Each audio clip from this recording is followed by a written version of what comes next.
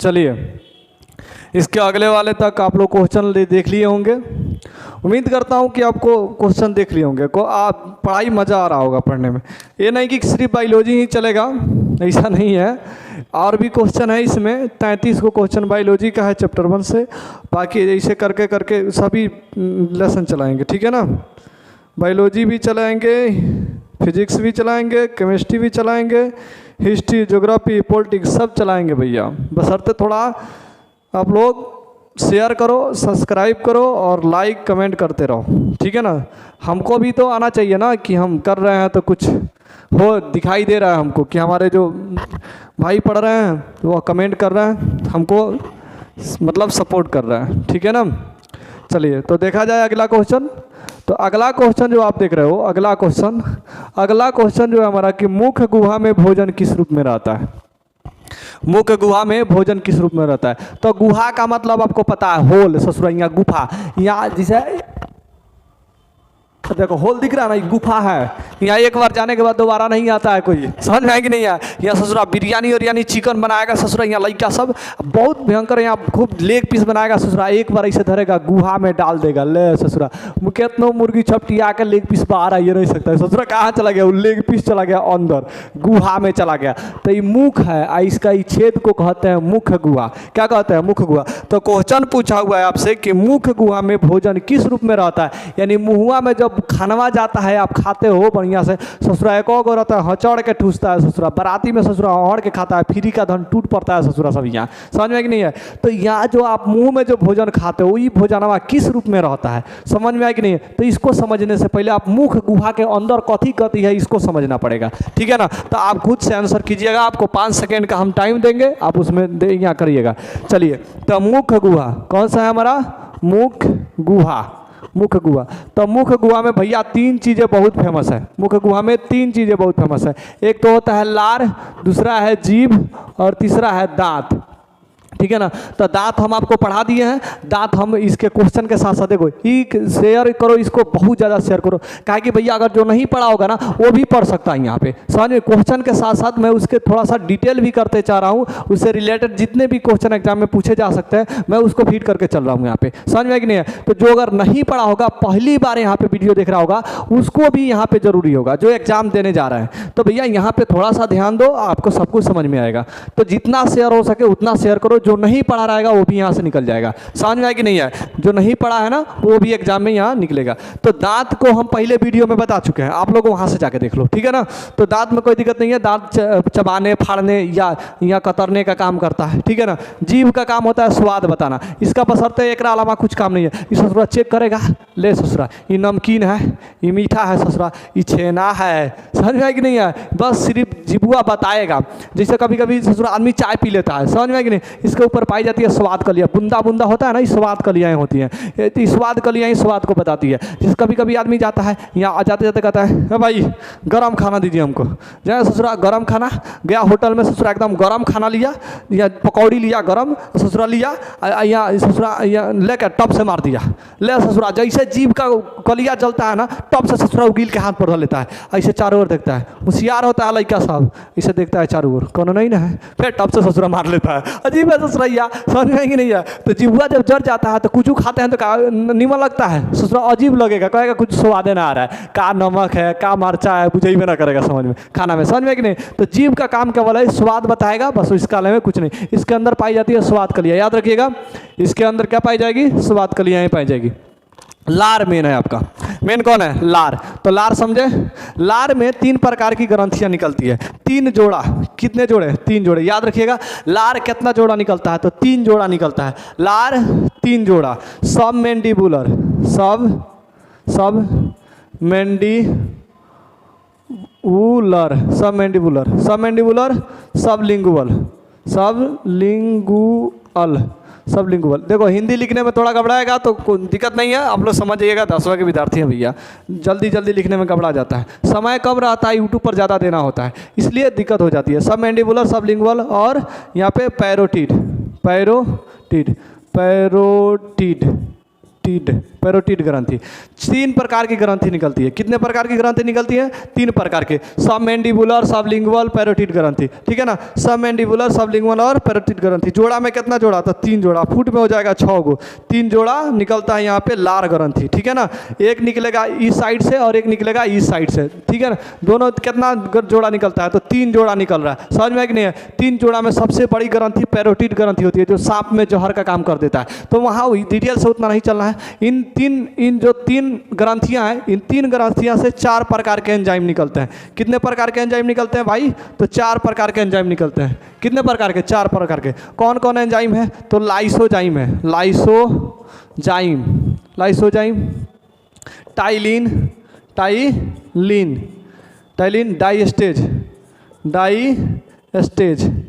Diastase और म्यूलिन। 4 प्रकार के यहाँ पे हार्मोन 4 प्रकार के एंजाइम निकलते हैं। ये सभी बाह्यस्रावी ग्रंथि से निकलता है। कहाँ से निकल रहा है? बाह्यस्रावी ग्रंथि। कोई दिक्कत नहीं है। चलिए यहाँ पे, तो यहाँ पे कितने प्रकार के एंजाइम देखे आप? 4 प्रकार के। कौन कौन? तो लाइसोजाइम, टाइलिन, डाइस्टेज और म्यूलिन। लाइसोजाइम, टाइलिन, डाइस्टेज और म्यूलिन। ध्यान समझिए, लाइसोजाइम जो होता है, लाइसोजाइम स्टार्च, किसका? स्टार्च यानी मांड यानी चोकर, मांड यानी चोकर का पाचन करता है। जो लाइसोजाइम होता है, जिससे हम भोजन को खाते हैं, जिससे महिला सब जो होती है, महिला सब एकदम बढ़िया से परथन लगा के ससुरी रोटी पकाती है। लड़का सब तो कैसे बना देता है, कोई टेंशन नहीं है। ससुरा गोड़ होने मुड़ी है ना, कैसे खा लेगा, यहाँ कोनो टेंशन होगा। टेंशन का है तो लड़की सब एकदम सुंदर ससुरी बनाती है, एकदम अजीब बनाती है ससुरा, यहाँ गोल यहाँ पे ध्यान से। तो रोटियाँ जो ऐसे परथनवा लगा के पकाती है ना, तो परथनवा का चोकरवा जाता है, कहाँ जाता है? तो रोटियाँ में। और रोटियाँ जो हम लोग खाते हैं, तो चोकरवा को पचाने वाला चाहिए कि नहीं चाहिए? तो ससुरा आधा दांत में से दांत जो होता है चबा देता है, और चबाने के बाद जो लार निकलता है, लार में से एंजाइम, तो लाइसोजाइम। कौन सा एंजाइम निकलता है? लाइसोजाइम। कौन सा एंजाइम?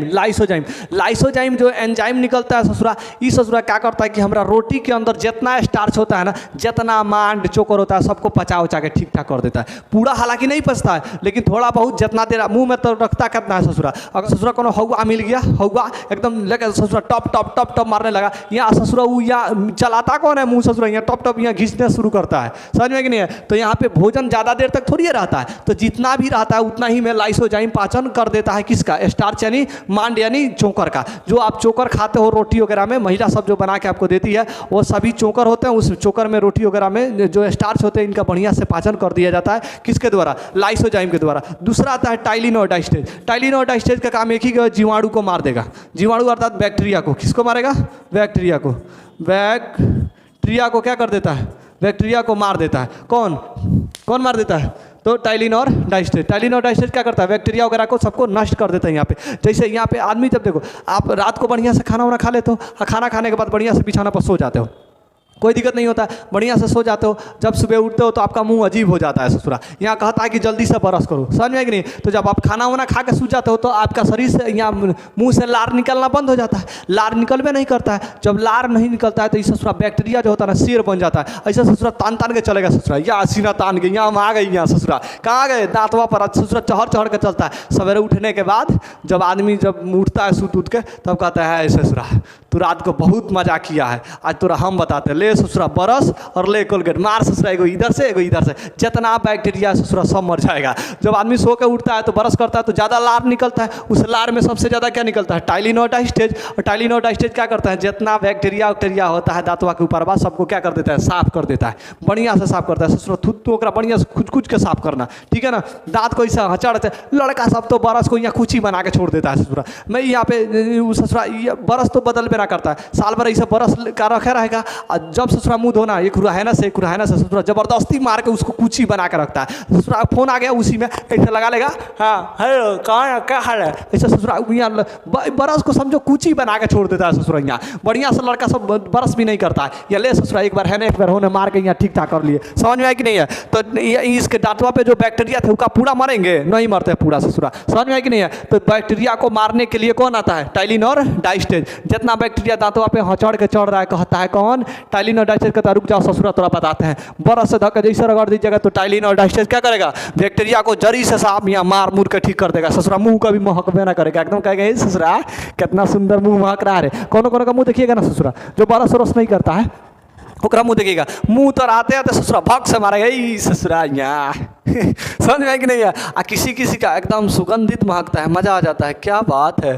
ससुरा। लड़की सब का यहाँ पर लड़का सब जाता है तो यहाँ पे कहता है क्या बात है ससुरा, पहले ही महक जाता है ओकरा ससुरा यहाँ अजीब हाल है यार। समझ में क्या। तो टाइलिन और डाइस्टेज क्या करेगा भैया, तो स्टार्च यानी सॉरी यहाँ बैक्टीरिया वगैरह को दांत पर के जितना बैक्टीरिया रहेगा उस सबको मार देगा। समझ में कि नहीं है। बैक्टीरिया जब पूरा दांत पे छाप लेता है तो पियर हो जाता है ससुरा अजीब तरीका से। समझ में कि नहीं है। तो लाइसोजाइम स्टार्च यानी मांड चोकर का पाचन कर देगा, टाइलिन डाइस्टेज बैक्टीरिया को मार देगा, म्यूलिन भोजन को चिपचिपा बना देता है। चिपचिपा जिसे हम लोग भोजन खाते हैं ना, जिसे सिंपल है आप ध्यान से समझो। जैसे आप रोटी ले लिए और रोटिया को ससुरा तूड़ तार कर दिए, एकदम बढ़िया से तूड़ लिया, हाथ में पानी से धक्का खूब मिचकार दिए, ससुरा लसगर नहीं होता है, लाशा जैसा नहीं होता है। लेकिन आप एक बार आराम से रोटियाँ उठाइए, आप बढ़िया से मुंह में ले जाइए, प्यार से एकदम फुसला के ससुरा के चबाइए, बहुत बढ़िया से चबा के आइए मारिए, भुआ आँख से हाथ पर निकालिए और ससुरा इसे सटाक दिया, ससुरा चुम्मुक है, चिप करेगा। समझ में कि नहीं है। अजीब तरीके से लाशा जैसा हो जाता है, तो उसे म्यूलिन बना देता है चिपचिपा। म्यूलिन क्या बना देता है, चिपचिपा, चपर करते रहेगा। यहाँ ससुरा लड़का सब जो होता है छोटका सब होता है, आधा खाएगा आधा उगील देगा, ससुरा चिपिर करता है। समझ में है कि नहीं है। तो म्यूलिन जो क्या करता है, भोजन को चिपचिपा बना देता है। भोजन को क्या बनाता है, चिपचिपा। भोजन को क्या बना देगा, चिपचिपा बना देगा। अब इतना सारा कुछ भोजन में फेंटा है, देखिए कथी फेंटा गया भोजन में। लाइसोजाइम फेंटा गया, स्टार्च यानी मांड का चोकर कर रहा था, बैक्टीरिया वाला एंजाइम फेंटा गया, म्यूलिन फेंटा गया, सभी भोजन एकदम भोजन में सभी लार और सब मिक्स हो गया। भोजन में लार और सब क्या हो गया, मिक्स हो गया। जब ऐसा भोजन हो जाता है, ऐसा जब जितने भी भोजन में लार तार सब मिक्स हो जाता है तो भोजन यहाँ बोलस हो जाता है। भोजन क्या हो जाता है भैया, बोलस हो जाता है। भोजन यहाँ पे क्या हो जाता है, जब ये सारा एंजाइम यहाँ पे मिक्स कर जाता है तो भोजन बन जाता है बोलस। भोजन क्या बन जाता है, बोलस। भोजन क्या बन जाता है, बोलस। तो अब यहाँ पे अब आपको बात समझ में आ गया होगा कि यहाँ भोजन किस रूप में रहता है। तो बताइए मुख्य गुहा में भोजन किस रूप में रहता है। 5 सेकेंड का टाइम है, जल्दी चलिए। यहाँ पे हो गया आपका कौन सा, बोलस के रूप में। किस रूप में रहेगा, बोलस के रूप में। ऑप्शन नंबर कितना है इसका, ऑप्शन नंबर सी है, option number C, option number C. चलिए आगे बढ़ते हैं।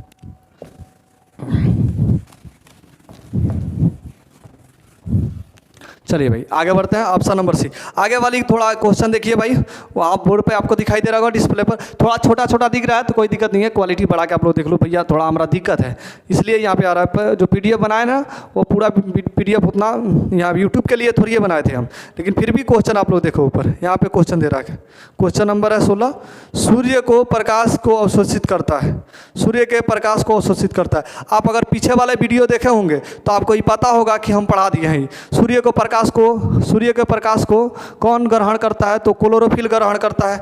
आपको हम पहले ही बता दिए हैं कि प्रकाश संश्लेषण की क्रिया में, आप लोग पीछे वाला भी जाकर देख सकते हो, पूरा डिटेल से उसमें भी बताएं। इसके उसमें भी क्वेश्चन है, ये नहीं कि सिर्फ वीडियो है, क्वेश्चन के साथ है वो, ठीक है ना, जैसे इसमें पढ़ा रहे हैं। तो इसमें क्लोरोफिल जो है ऑप्शन नंबर डी इसका राइट आंसर हो जाएगा, ठीक है ना। ऑप्शन नंबर डी इसका क्या हो जाएगा, राइट आंसर, ठीक है।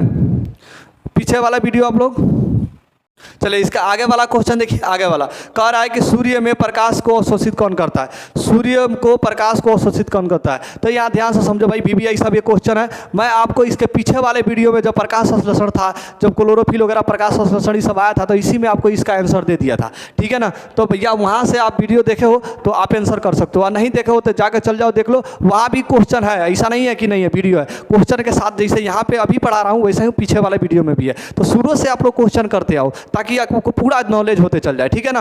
तो चलो भाई अब यहाँ पे आपको 5 सेकंड देते हैं, इसका आंसर मैं पहले बता चुका हूँ, इसका आंसर आप लोग दे दो, ठीक है। अगला क्वेश्चन की ओर बढ़ते हैं, जल्दी आंसर दो भाई। चलिए इसका आंसर हो जाएगा ऑप्शन नंबर डी क्लोरोफिल। कौन है, ऑप्शन नंबर डी क्लोरोफिल। चलिए अब आ जाए, कवक में पोषण की कौन सी विधि होती है। जो कवक होता है, कवक का मतलब जिसे यहाँ पे समझो ना, काई हुई टाइप का, काई हुई कवक होता है, ठीक है ना। ये लोग जो जीव होते हैं, ये लोग जो काई लगता है, पनिया फेंक दे तो सामान वामान सड़ने लगता है तो उस पर काई बैठ जाता है। जैसे लोहा वगैरह पर जंग लग जाता है तो उस पर काई बैठ जाता है। तो लोहा एक मृत जीवी होता है, इन पर मरे हुए जीव होते हैं इन सभी पर, और इन पर वो पैदा हो जाता है ससुरा। तो ये भी मरे हुए जीवों से भोजन ग्रहण करते हैं। तो बताइएगा, इसका आंसर 5 सेकंड दे रहा है आपको, इसका भी आंसर दीजिए। ये पहले भी बता चुके हैं ये सब, ठीक है ना। चलिए ऑप्शन नंबर बी मृतजीवी। आगे बढ़ते हैं। प्रकाश संश्लेषण होता है, प्रकाश संश्लेषण होता है। तो भैया प्रकाश संश्लेषण होता है, ये भी वीडियो पीछे का ही है, पीछे का ही सब क्वेश्चन ज़्यादातर यहाँ पे आ रहा है, ठीक है ना, जो पहले पढ़ा चुका हूँ। जो प्रकाश संश्लेषण की क्रिया होती है वो हमें, जो सूखे पौधे होते हैं उनका पत्तियाँ तो हरा नहीं होता है, तो फिर आपको क्लोरोफिल उसमें होगा नहीं, तो भोजन को ग्रहण नहीं कर पाएंगे। तो आप बताओ कि इसका आंसर पहले देख चुके हो वीडियो या नहीं देखो तो जाकर देख लो, वहाँ से इसका आंसर मिल जाएगा। अब ये बात को कितना बार यहाँ पे बता पाए भैया। अब ऐसा ऐसे कहोगे क्वेश्चन को ऐसा फिर उतना टाइम लेके बताए तो फिर तो ज़्यादा टाइम लग जाएगा यहाँ पे, ठीक है ना। तो आप वहाँ पे पीछे वाला देख लो और यहाँ पे आ जाओ, ठीक है ना। तो आप लोग इसका आंसर 5 सेकंड में दो, आंसर आपको टाइम देते हैं। चलिए ऑप्शन नंबर सी हो गया, हरे पेड़ पौधे, हरे पेड़ पौधे, ठीक है ना, हरे पेड़ पौधे। चलिए आगे बढ़ जाएं, क्वेश्चन नंबर आगे बढ़ते हैं। पौधों में प्रकाश संश्लेषण का स्थान कहाँ होता है? अब आ जाओ भैया, एक क्वेश्चन आपको समझाते हैं कि पौधों में प्रकाश संश्लेषण का स्थान कहाँ होता है। पौधों में प्रकाश संश्लेषण का स्थान कहाँ होता है? ससुरा क्वेश्चन करने गया, हाँ यहाँ पौधों में प्रकाश संश्लेषण का स्थान कहाँ होता है। चलिए अब देखो भैया, ये आपका PDF है, यहीं से हम पढ़ा रहा हूँ, ठीक है ना, यही है आपका। अगर PDF चाहिए तो एक बार कॉल कर दो या कमेंट करो, मैं आपको PDF भेज दूंगा, आपको पढ़ लीजिएगा इसको, ठीक है ना।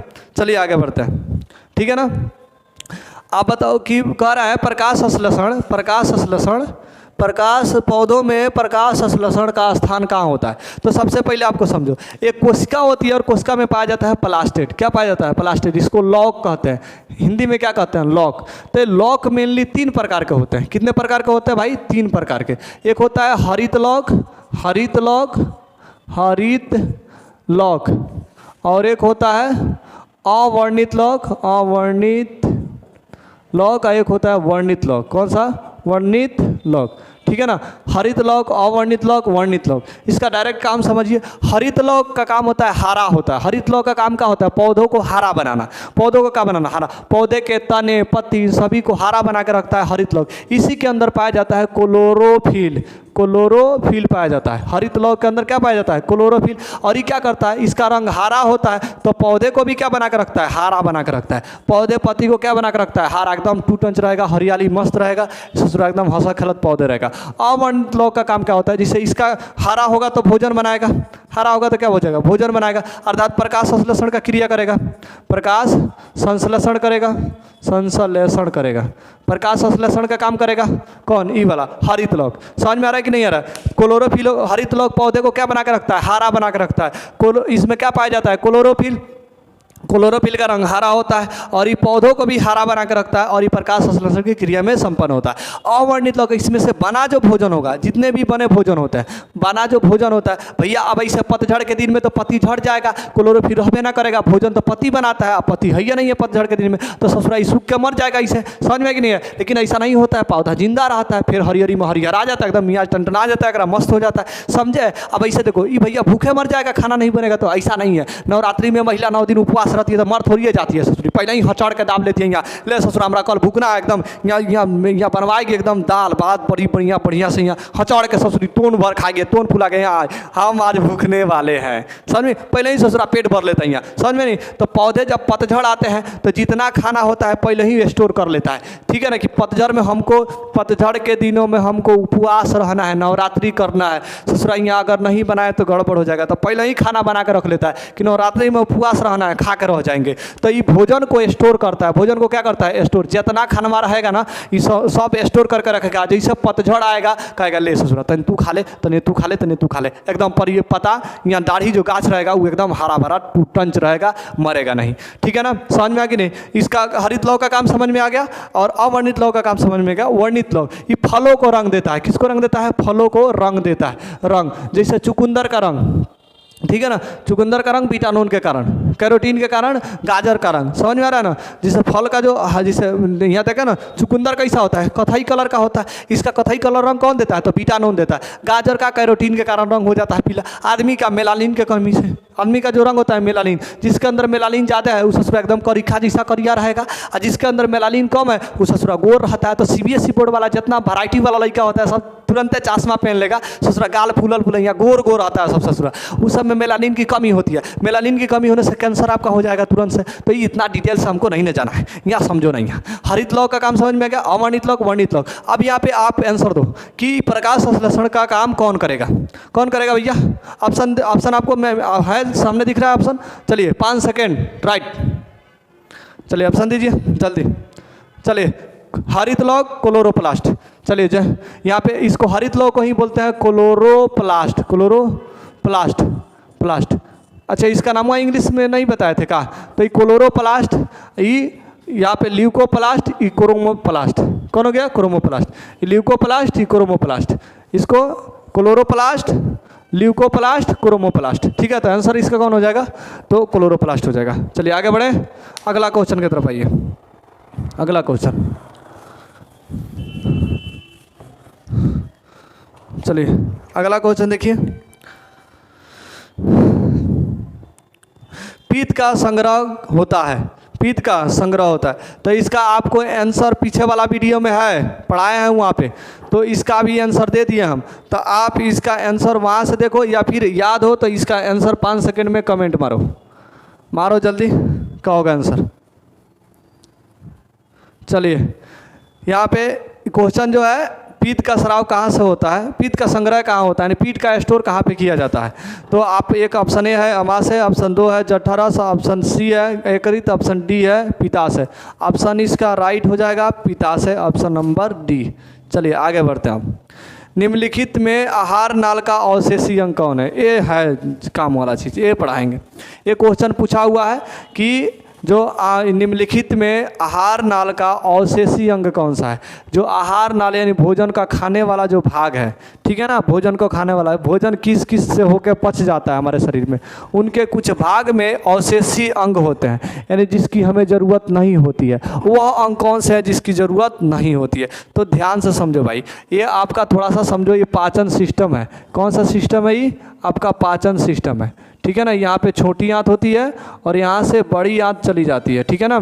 यहाँ से छोटी आंत और यहाँ से बड़ी आंत। ठीक इसके यहाँ पर, इस एरिया पर एक एपेंडिक्स होता है। क्या होता है? Appendix, appendix. आप ऐसे जानते हो कि एपेंडिक्स की बीमारी बहुत ज़्यादा फेमस है, किसी को भी एपेंडिक्स हो सकता है, ठीक है ना। जब आप खाना खाते हो तो एपेंडिक्स एक थैली के समान होता है, कटोरा जैसा थैली होता है, ठीक है ना। तो ये पूरे शरीर में एक छोटे से जगह पे होता है एपेंडिक्स। हालांकि सभी इंसान के अंदर होता है, जानवरों के भी अंदर होता है, लेकिन इसका उपयोग पहले किया जाता था जब जानवर वगैरह, जैसे हम लोग थे तो मानव थे पहले, तो पुराने के ज़माने का जो मानव थे वो घास फूस ज़्यादा खाते थे, तो उन लोगों के लिए अपेंडिक्स रखा जाता कि कुछ भी खा लेते थे तो अपेंडिक्स उसे पचा देता था। लेकिन अभी हम लोग कहाँ घास फूस खाते हैं, हम लोग को चिकन चाहिए, बिरयानी चाहिए, या लेग पीस चाहिए, ससुरा यहाँ घिच घिच के खाएगा सब, तो हम लोग घास फूस कम खाते हैं, तो अपेंडिक्स का यूज हम लोग नहीं करते हैं। ये तो नॉर्मल हमारा सिस्टम पचा देता है। जब घास फूस ज़्यादा खाएंगे तब अपेंडिक्स की ज़रूरत है। तो ये सब जानवरों में ज़्यादा अपेंडिक्स की ज़रूरत है, क्योंकि वो सब घास फूस खइबे करता है, तो उनमें अपेंडिक्स की ज़रूरत है। लेकिन हम लोगों में अपेंडिक्स की ज़रूरत नहीं है। लेकिन बाय द वे खाना खा लेते हैं तो कोई चीज़ आके यहाँ अपेंडिक्स में फंस जाता है। मान लीजिए कोई पत्थर यहाँ के अपेंडिक्स में फंस गया, तो अपेंडिक्स में जब फंस जाता है तो ये निकलता नहीं है, लेकिन धीरे धीरे बड़ा होता है, घाव बन जाता है, जिसको अपेंडिक्स की बीमारी कहते हैं। बाद में उसको डॉक्टर ऑपरेशन करके निकाल देता है। तो इसको निकालने से आपके शरीर में कोई फर्क ही नहीं पड़ता है। रीज़न क्या होता है कि ये हमारा ज़रूरत का चीज़ है, ये नहीं है। हम पाचन हम अपना छोटी आंत बड़ी आंत से पूरा कर लेते हैं। हालांकि यहाँ से ये अपेंडिक्स की कोई ज़रूरत नहीं होती है। जब घास भूस आप बढ़िया से चढ़ के खाइएगा, जानवर बन जाइएगा, तब अपेंडिक्स की ज़रूरत है, ठीक है ना। तो आप इसका आंसर खोजो कि कौन होगा। इसका आपको बता दिए कि निम्नलिखित में आहार नाल का अवशेषी अंग कौन सा है। ऑप्शन दीजिए इसका। चलिए इसका ऑप्शन हो जाएगा ऑप्शन सी अपेंडिक्स। कौन होगा? अपेंडिक्स होगा। चलिए आगे बढ़ते हैं अब अगला क्वेश्चन।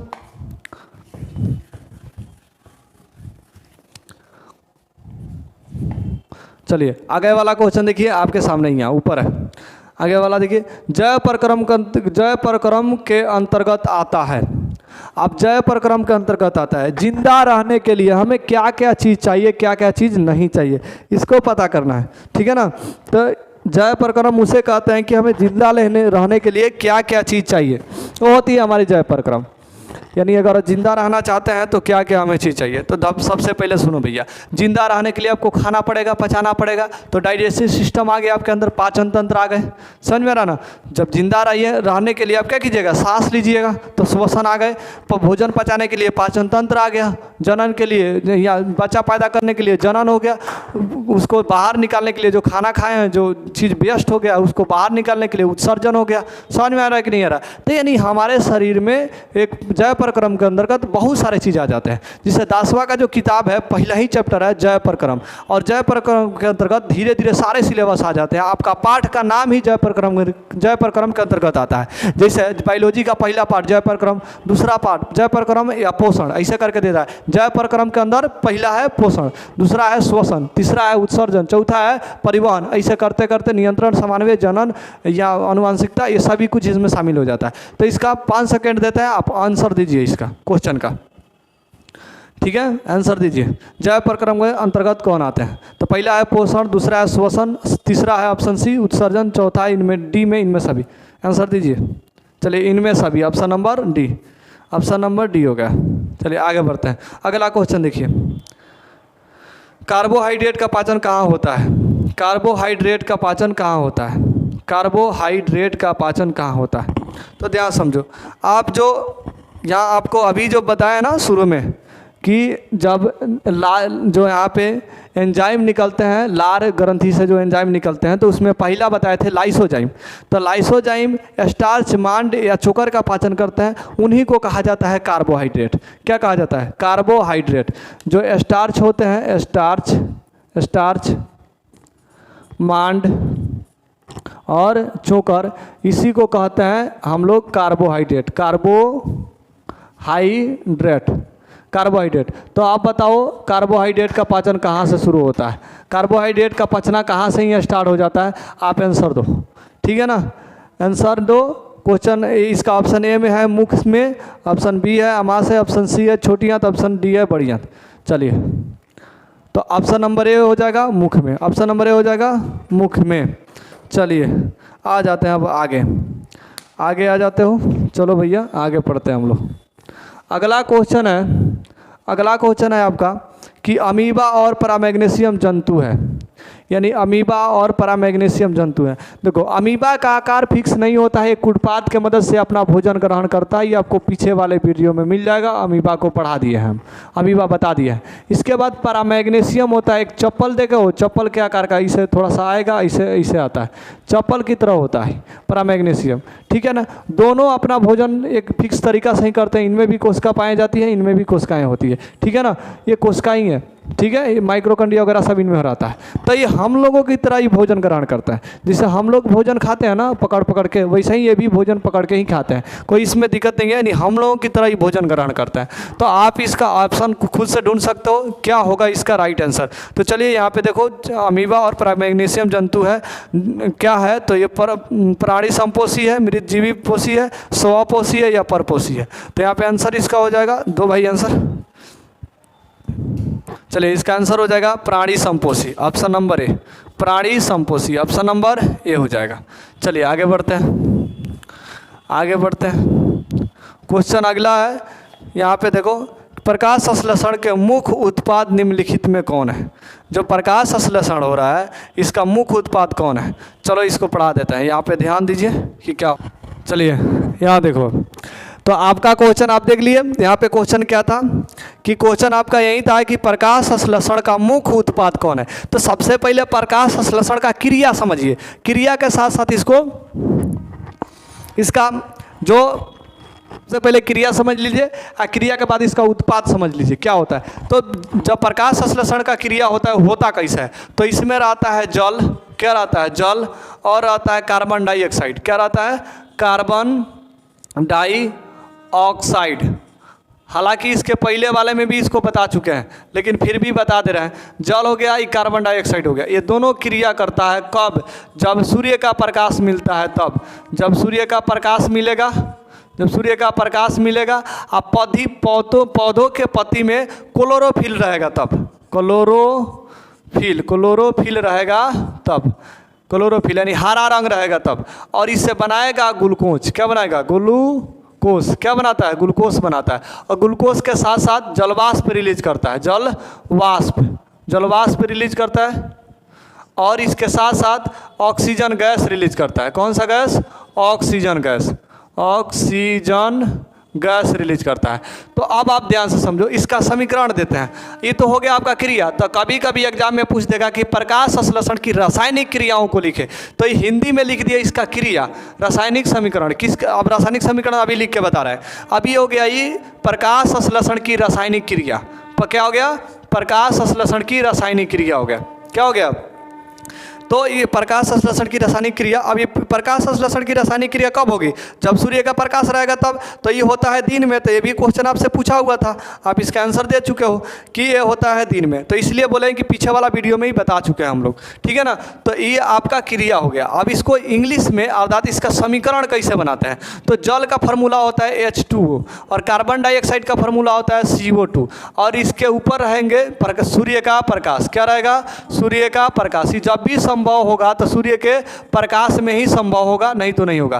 क्लोरोफिल होंगे, क्लोरोफिल। जब क्लोरोफिल नहीं रहेगा, जब पत्ती सुखा जाता है, जब पतझड़ का दिन आता है, जब पौधा का पत्ती झड़ जाता है, तो उसमें खाना थोड़ी है बनता हुआ। पौधा धीरे धीरे सूख जाएगा, पत्ती झड़ जाएगा, खाना बनाने वाला नहीं रहेगा, पौधा सूख के मर जाएगा वहीं में। समझ में आ रहा है कि नहीं आ रहा। तो इसमें H2O रहेगा और कार्बन डाइऑक्साइड रहेगा, सूर्य का प्रकाश रहेगा, क्लोरोफिल रहेगा और ग्लूकोज बनाएगा। ग्लूकोज का फार्मूला याद रखिएगा, हमेशा पूछता है C6H12O6, ये फार्मूला होता है इसका, ठीक है ना। अब इन क्रिया से क्या बन रहा है, तो ग्लूकोज बन रहा है, यानी C6H12O6 बना और इसके साथ साथ H2O भी बन गया। H2O जलवाष्प को ही H2O बोलते हैं। और इसके साथ साथ ऑक्सीजन गैस रिलीज हो गया, ऑक्सीजन गैस। ये चीज़ इसको कहते हैं उत्पाद। क्या कहते हैं, उत्पाद। यानी ये बना है, क्या कहते हैं, उत्पाद। इसको उपभोग कहते हैं, वो खाने वाले को उपभोग कहते हैं, सॉरी। ये हो गया आपका उत्पाद, जो बना है उसे क्या कहते हैं, उत्पाद। क्या कहते हैं, उत्पाद। तो आप अब ऑप्शन में खोजिए इसका उत्पाद कौन सा है। चलिए, तो आपको क्वेश्चन देते हैं यहाँ पे, प्रकाश संश्लेषण का मुख्य उत्पाद निम्नलिखित में से कौन है। तो आप आंसर दो भैया। यहाँ CO2 गैस, ऑप्शन बी में H2O, ऑप्शन सी में ग्लूकोज और ऑप्शन डी में O2 गैस। ज़्यादातर ऑप्शन में क्या मारा जाता है, हालांकि बनता तो तीनों है, आपका ऑप्शन में तीनों दिया है, तो ऑप्शन यहाँ पे एक छूट गया है, इनमें सभी देना चाहिए था। H2O होना, H2O भी हो जाएगा, ग्लूकोज भी हो जाएगा और यहाँ ऑक्सीजन भी हो जाएगा। तो यहाँ पे समझो ऑक्सीजन भी हो जाएगा। तो यहाँ मेन ज़्यादातर फोकस किया जाता है ऑक्सीजन पर, ये क्वेश्चन को ज़्यादा पूछा जाता है ऑक्सीजन को ही लेके। तो इसका आंसर राइट हो जाएगा ऑप्शन नंबर डी।